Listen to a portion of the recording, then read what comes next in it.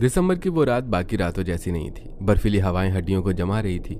गांव के किनारे बने मुकेश जी के उस पुश्तैनी मुकेश सदन में आज सन्नाटा छाया हुआ था। लेकिन यह सन्नाटा किसी शांति का प्रतीक नहीं, बल्कि एक बड़ी तूफान के आने की पहली आहट थी। क्या हुआ मुकेश, अभी तक अपना बोरिया बिस्तर नहीं बांधा? हमने तो सुना था मुकेश अपनी जुबान का पक्का है, फिर खाली हाथ जाने में इतनी देर क्यों है? साहूकार जी, आप ये क्या करें?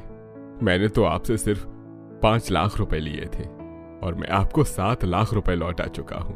फिर ये कागज कैसे मैं अपना घर क्यों छोड़ूं? अरे सीधे इंसान, हिसाब ब्याज का नहीं है, इन कागजों के नीचे दबे तुम्हारे अंगूठे का है। मुकेश निवास अब तुम्हारा नहीं मेरा है। सुबह तक यहाँ कोई दिखना नहीं चाहिए। साहूकार पैर पटकता हुआ बाहर चला जाता है। आनंद और आरव दोनों कमरे में आते हैं। दोनों का ही मुंह गुस्से से लाल हो जाता है। पापा, आप चुप कैसे रह सकते हैं? ये तो सरासर धोखाधड़ी हुई ना। हम अभी जाकर पंचायत बुलाते हैं या कोर्ट में केस कर सकते हैं। नहीं आनंद, पंचायत और कोर्ट में सालों बीत जाते हैं, न्याय फिर भी नहीं मिलता। फिर केस लड़ने के लिए पैसे भी तो चाहिए। अभी तो हमारे पास इतने पैसे भी नहीं है।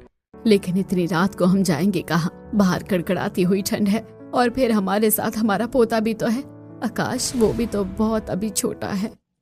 तभी जानवी भी कमरे के अंदर आती है। उसके पीछे डरी हुई मोहिनी भी है। माँ जी, आप ठीक कह रही हैं, बाहर बहुत ठंड है, लेकिन इस घर में घुट घुट कर जीने से तो अच्छा है कि हम लोग यहाँ से चले जाएं। नदी के किनारे की बंजर जमीन पर हमारा छोटा सा छप्पर है, हम लोग वहीं रहेंगे। भाभी, उस छोटे से छप्पर में हम लोग कैसे रह पाएंगे? और फिर बाहर का मौसम तो देखिए, कितनी ज्यादा ठंड है। हमारे पास और कोई दूसरा चारा भी नहीं है, इसीलिए सभी लोग अपनी जरूरत का सामान पैक कर लो। हम लोग अभी ही इस घर को छोड़कर जा रहे हैं। मुकेश जी अपने पूरे परिवार वालों के साथ बैलगाड़ी पर बैठकर नदी किनारे झोपड़ी जाने के लिए निकल जाते हैं।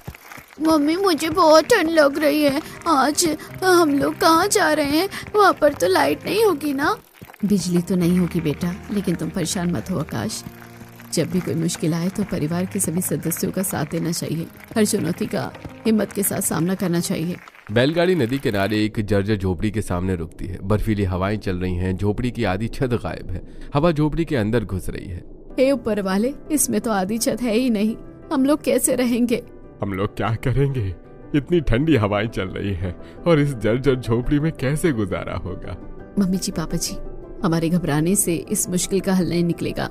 आनंद जी, आरव, आप लोग खड़े मत रहिए। वो बैलगाड़ी के ऊपर जो तिरपाल ढका हुआ है उसे निकाल कर ले आइए।